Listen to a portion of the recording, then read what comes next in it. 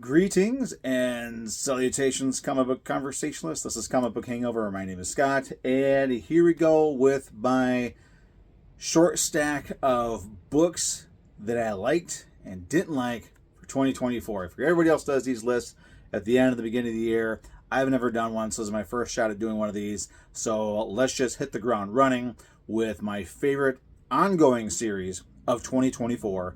When I was looking at my books, I realized that I don't really have a lot of ongoing books. I have three. I ended 2024 with three ongoing books, and they were all Energon Universe series. So one of them, of course, is going to be one of my favorite series of the year, and that is Transformers.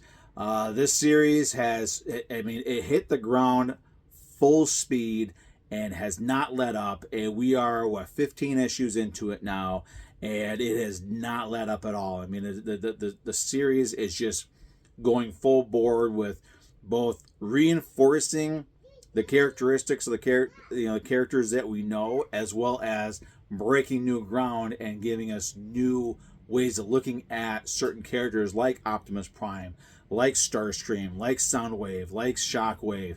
We haven't really had Megatron in it yet, but I'm hoping that now that we're well into the second year, that we will get Megatron soon. But this series has just been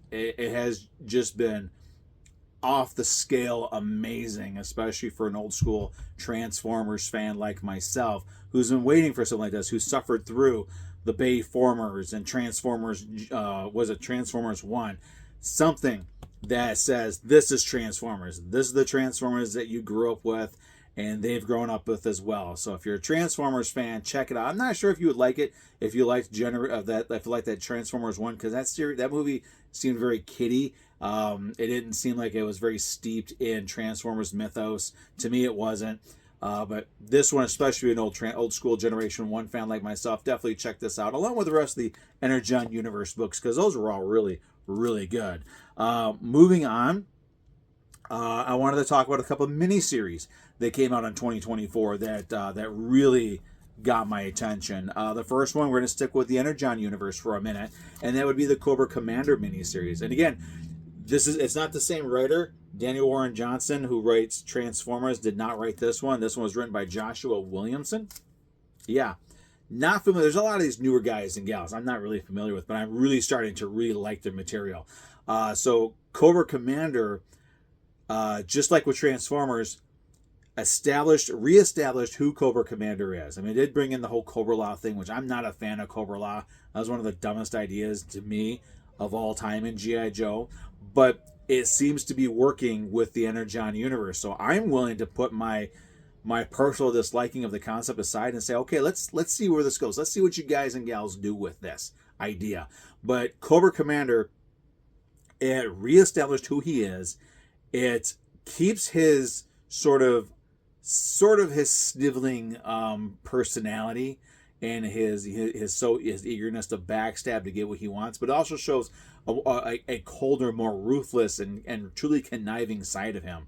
And he's written so well that even when I'm reading his dialogue, I'm hearing Christopher Latta's Cobra Commander voice when I'm reading him. So that to me is my way of saying kudos, well done, great series. And now that he's part of the G.I. Joe ongoing series, which is also really good, I'm so looking forward to seeing where this goes, especially when we finally get an interaction between him and Megatron, like full-on interactions between those two. But Cobra Commander was a great miniseries. Another one that turned out to be a wonderful surprise is from Dark Horse Comics, and it's a 4-issue miniseries called Patra.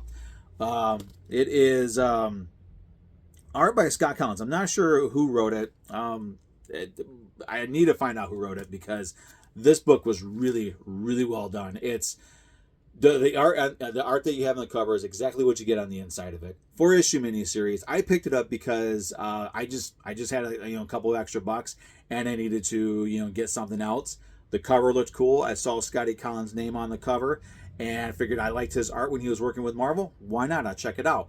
And read the first issue, was like, this is really interesting. It's sort of a supernatural murder mystery of this girl, Patra, gets killed, her family gets killed, and her spirit comes back, and I guess is supposed to be trying to find her killer and also save some girls that this killer has taken.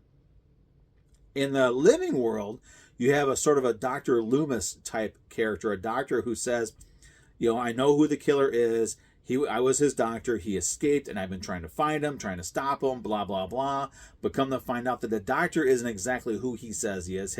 His goal in life, his goal with this killer is not who he says, not what he says it is. Patra may or may not be actually dead. We see what the physical state of her body is at the end of the first miniseries, but it's just everything for it with a horror comic. It's with a horror and a supernatural comic like this, where there's nothing established to it. It's really difficult to find the right tone. Something Is Killing the Children is one that had the right tone. It had the right pacing. The characters were introduced at a good rate, and you got enough of a backstory where you weren't tripping over it while moving forward with the story. Stillwater was another really good one that was like that too, came out a couple of years ago. So Patra joins that pantheon of really well-written, well-paced, well-drawn, and well-rounded stories. If Dark Horse will be putting this out in a trade paperback soon, if they haven't already. If you're looking for something interesting and different with familiar tones, but a new path being walked, definitely check out Patra. I really, really enjoyed it, to the point where I really hope, and I know nobody from Dark Horse actually watches my videos, but if by any chance somebody is, you need to continue this. Give us another, not an ongoing series. It's not an idea that I think that would survive very well in an ongoing series, but as a mini-series and a series of mini-series, I think this would work really well. But yeah, if you're looking for a sort of supernatural horror, thriller, mystery, something a little bit different, definitely check out Patra. It was an amazing miniseries. It really surprised me. I was blown away. I mean, I picked up the first issue, like, okay, well, I'll check out the second issue just to see if it holds out, And I read the second issue, like, I might as well. I'm halfway through it. I may as well just continue, because I figured if I read the second issue and I thought it was okay, I would just pick up the trade. But then I was like, you know what? I might as well just continue, and I'm glad I did, because it was a really well done book. Definitely, I would say that and Transformers were probably two of my favorite, sort of regular books that came out in 2024. Moving on to miniseries, I have a couple of miniseries that, to me, I really, really enjoyed. They may not have been groundbreaking. They may not have been breaking sales records hand over fist or anything like that. But then again, this is all the stuff that I bought in 2024 that came off of my pull list that I enjoyed more than anything else. And of course, it's going to be the continuation, because it started in 2023 and ended in 2024, so it counts. And that is a Justice League versus Godzilla versus Kong. Such a great and fun and epic miniseries. And with this and the announcement that Godzilla is going to be facing off against the Marvel Universe, and I've got something about that later on, it's just been 2024 was a great year to be a Godzilla fan, because we got to see some amazing stuff. We got some great movies. Godzilla -1 and the Academy Award win for Godzilla -1. All the comics, all the toys, all the merch, the posters, everything. Which is a great time to be a Godzilla fan, and for me, having been a Godzilla fan since I was a kid, since I was like 5 years old, I never ever thought that we would have a time like now, where Godzilla is so prominent in our pop culture, and it's okay for me to now say, and it was always okay. I never really cared what anybody said, but it used to be, if I said, I like Godzilla movies, the general consensus, like, those movies are so cheap, they're so cheesy, they look fake, they look stupid, and like, I don't care, I love them, and I'm willing to look past that. But it's nice that we finally reached a point in time where everybody else is starting to realize why so many of us love Godzilla so much. And this series here, just seeing, Godzilla face off against Superman was just amazing. And this is the legendary Godzilla. It's not the Toho Godzilla, it's a legendary one, but still such a great mini series. And it was one that actually ended where you could do a follow-up for it, and it'd be kind of cool to see a follow-up. I don't think it'll happen, but it'd be kind of cool to see. But this is not one of those miniseries where everything went back to where it was supposed to be. The Titans ended up back in the MonsterVerse. The DC characters ended up in their own. This is not the mainstream DCU, but they ended up back in. They're staying with theirs. And it wasn't these things where all the characters forgot who they just faced off against. So that was really good. So that means that we could get a follow up if the pieces fall into place. But a great miniseries, awesome fights, awesome battles. Moving on, another one. This is another DC one. One that surprised me. I didn't even see this one coming. But apparently this was a reprint of a series that was released overseas, and this is the Batman Dylan Dog miniseries. I loved Dylan Dog. The movie was okay. The movie is actually how I got introduced to the character and the concept in that world. And Dark Horse years ago, they put out this thick graphic novel trade paperback of Dylan Dog books, and they're all in black and white. And I picked that up expecting what I saw in the movie, because at the time I really did enjoy the movie. And as I read it, I said, this is nothing like the movie.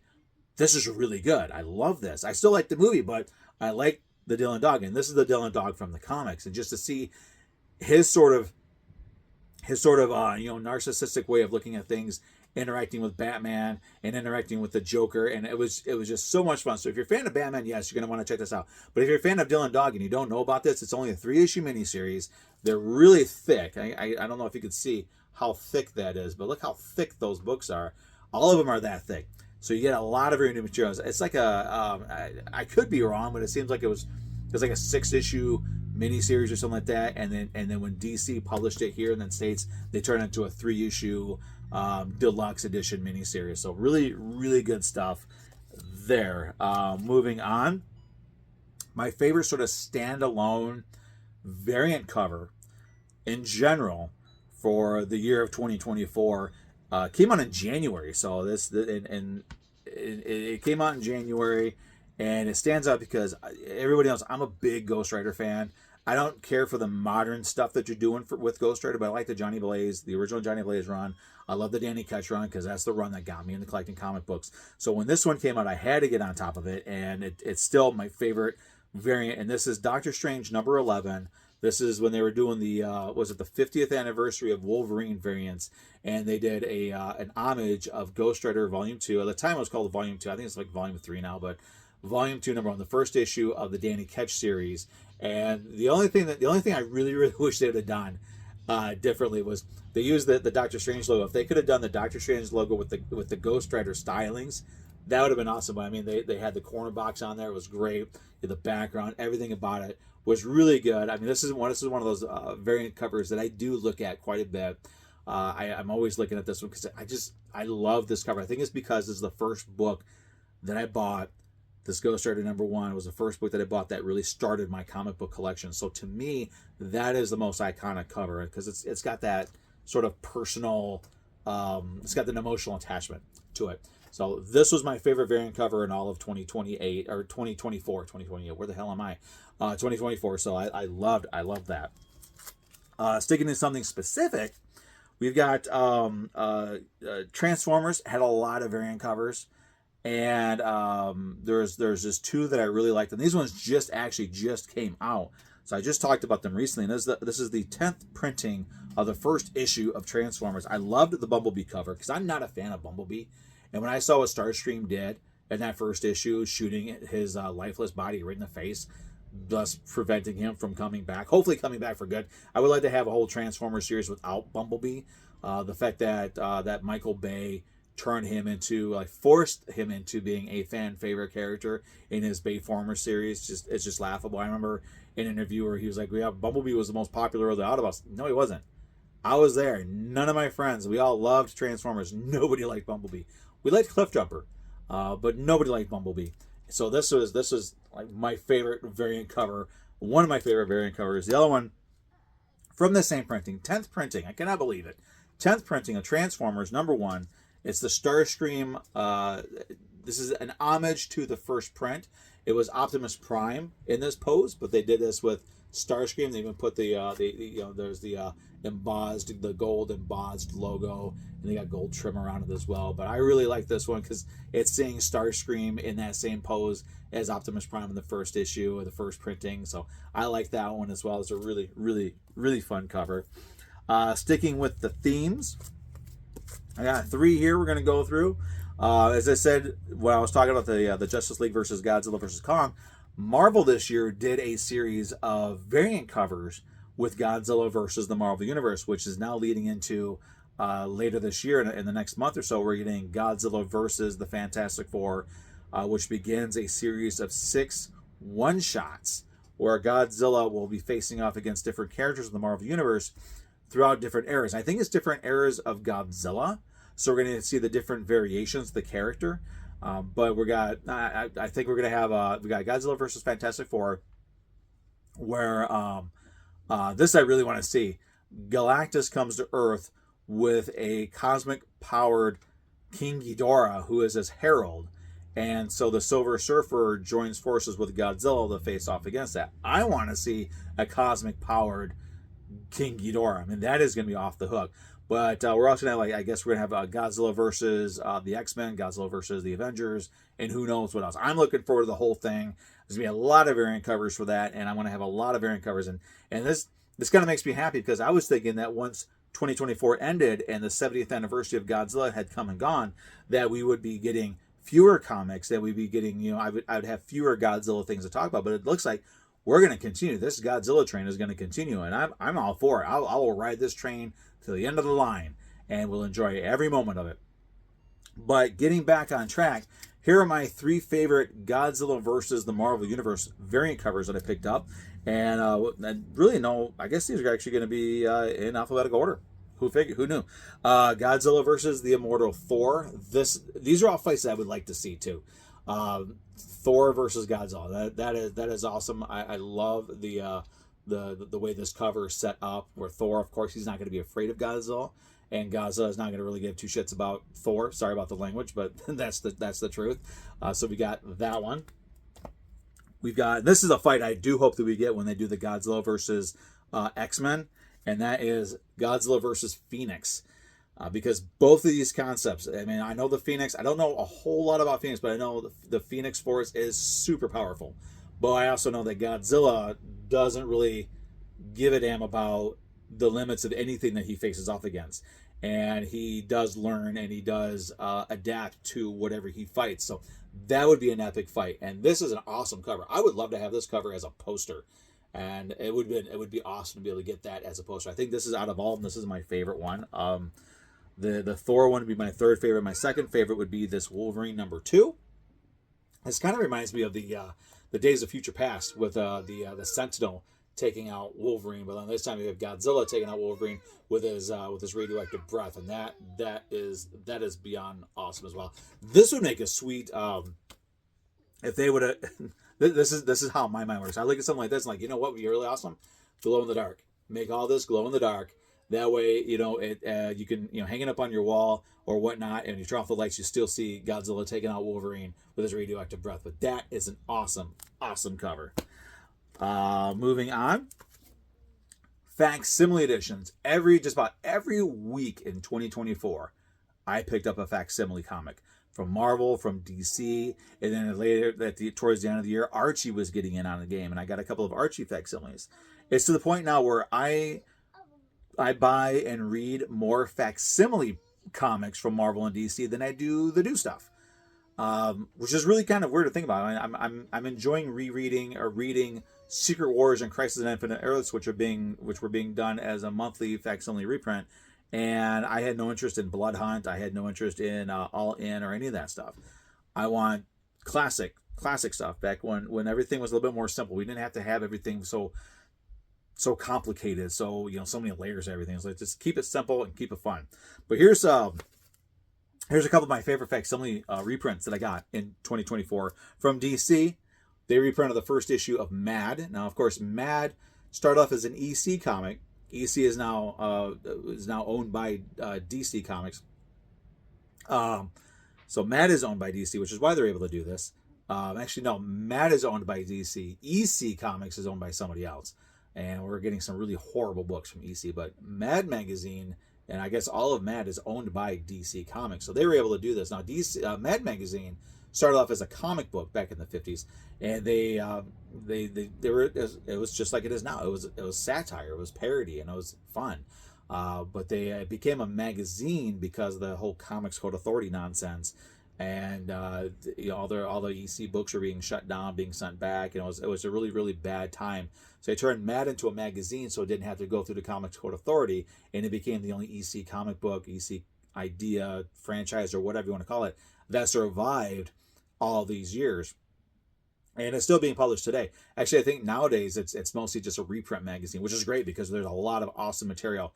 And the last year or so of Mad Magazine and this original run became just this. It just became let's bash Trump, let's trash Trump, and it's like, there's only so many times you could tell that joke before it gets stale, and it's about 2 or 3 times, and they just kept doing it and kept doing it. Then they wound up canceling the book and restarting it as mostly a reprint. That's fine. I mean, I wish I'd have jumped on it when it became a reprint because it's such a good.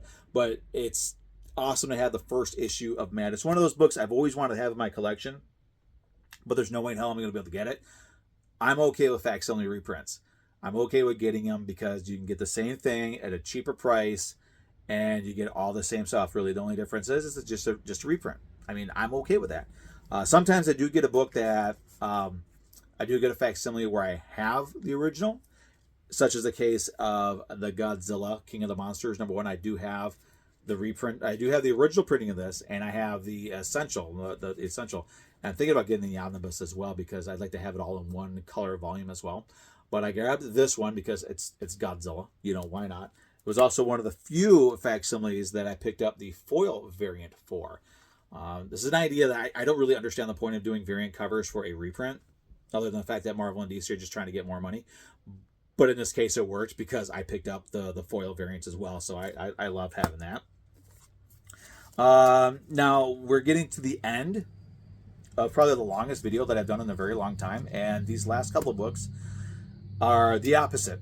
These are the opposite of what I've just been talking about. These books, these facsimiles, these mini-series, these ongoings, these are great. These are books that brought me joy and kept me kind of going and helped me to escape all the stuff that's been going on in our lives from time for a short time. These books, however, were major letdowns.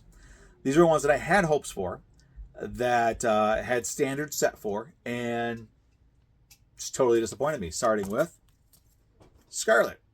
Scarlet hit the ground with a trip and a stumble, but had potential because she's a great character. And I really like the idea of when they were doing these miniseries, like, this is great because we kind of know who Scarlet is. Let's flesh her out a little bit. Let's make her a little bit more badass than what we know she is. Let's see how much of a badass she can be. This is Kelly Thompson. So, of course, she decided to do a bunch of nonsense that really was not necessary. And the book became one of those, let me just put it this way.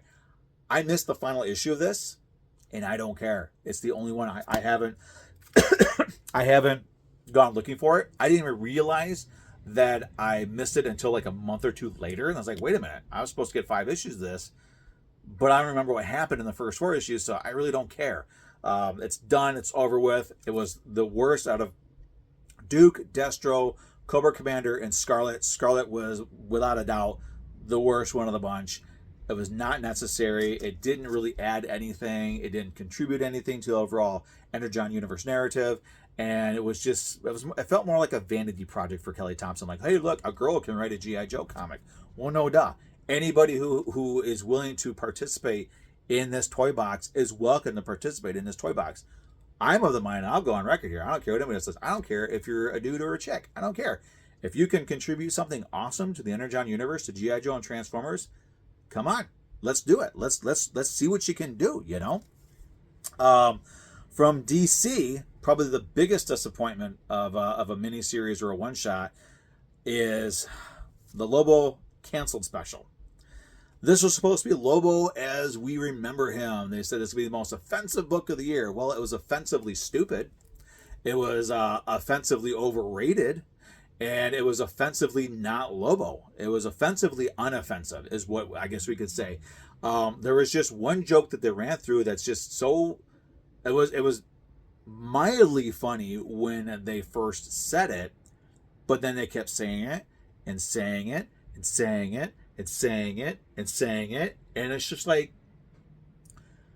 if you beat a dead horse enough, you just end up with a pile of mush that smells really bad. That's what happened here. This was not Lobo. This was not offensive. The book itself should have been canceled because it was just so stupid. And as much as I hate talking bad about a comic book, and I got one more that I'm going to be talking bad about, I also cannot just say, well, that was okay for what it was. But no, when you're promising us a Lobo comic, you got to give us a Lobo comic. You can't just give us this kind of crap and say, here's your Lobo comic book. Be happy. The covers were great, and it goes right off a cliff after that. So if you're going to buy this book, buy it for the covers. Don't even bother reading it. It's one of the dumbest Lobo books since New 52 that I've ever read. And finally, this is probably the most, in my opinion, and again, with these books, both that I like and dislike, this is just my opinion. And in my opinion, this was probably one of the most overrated, overhyped books that just simply did not deliver in 2024. And that is the Doom one-shot. Awesome cover. Again, awesome cover. But when this book was solicited, we were promised a fight between Doctor Doom and Galactus. This book picks up after the fight, and all we see is Doom recovering from the fight and blah, blah, blah, blah, blah. It was so much of a disappointment. I don't even remember anything about this book. I look at the covers, like, the cover's cool. And they did a poster for it, an actual poster for it, not just some picture on the internet, an actual poster for it. And I was going to get it, but it's like, the book was so bad, I didn't even want the poster for it. And I know a lot of people, there's some rapper or something that they quoted in here. I don't know anything about that. I don't care. I don't listen to modern rap. But the book was a huge disappointment. It did not deliver what I wanted. I don't remember the art being that interesting. I don't remember I don't really remember anything about it just because it was not an interesting book. And it went to a second printing. It got multiple covers and everybody was raving about it. I'm like, did we read the same book? Because the Doom one shot that I read just was not that good. But again, just my opinion. And with that, those are all the books that I liked and didn't like. Well, let's just say I liked all of my books except for specifically these three here. I just really didn't care for. But all the books I picked up, I really enjoyed them all. You can go back and re-watch all of my weekly haul videos through the year, and you'll see I do enjoy all my books. There's just some that I don't enjoy as much as others. And if you liked them, like if you liked Doom, if you like the Lobo canceled special, that's great. I'm not saying, I will never say you're not a fan or you're dumb or whatever for liking this book simply because I didn't like it. If you liked it, that's great. I would like to know what you liked about it. If you liked Scarlet, tell me what you liked about it. Maybe it maybe just be a simple matter of I just looked at it from the wrong perspective. And if I look at it from a different perspective, I might say, hey, you know what? You're right. You look at it from this way, it's a great story. If you didn't like, if you agree or disagree with anything that I've said here, but please go ahead and start a conversation in the comment section down below. I would be more than happy to engage in some conversations about this. So that said, we will, I'm not sure if I want to have a weekly haul video this week or not. I did pick up one book in a trade paperback at the beginning of the year. So we'll see what happens next week or this coming up Wednesday. We'll see what happens. Hopefully I'll have enough books to have a video for the first weekly haul of 2025. We'll see. I'll see what I can do. But as far as this goes, agree, disagree, like, dislike, go ahead and start a conversation down below. I'll be more than happy to participate in that. Thanks for watching. Thanks for all of your support in 2024. In 2025, I'm hoping to be able to actually expand this a little bit more, to do more offshoot videos like this. And I'm also going to be, I need to get some of my trades out of storage because I want to start reading my EC archives, because this year marks 75 years of EC comics being what they are. It was like 75 years ago where we got our new trend books. So I would like to start reading my EC comics, my EC reprints, and doing maybe some reviews on those, standalone reviews. But that said, we'll see what I can do about that. But anyway, thanks for watching. Thanks for your support. Looking forward to 2025 and another round of great comic books, both new and old, and whatever, trade paperbacks, all that fun stuff. So everybody, I hope you had a great Christmas, had a great New Year's. Looking forward to 2025. Looking forward to expanding this channel and seeing what I can do with it. And we will see everybody in the next, hopefully within the next week, with another weekly haul, first weekly haul of 2025. Have a good one. See ya.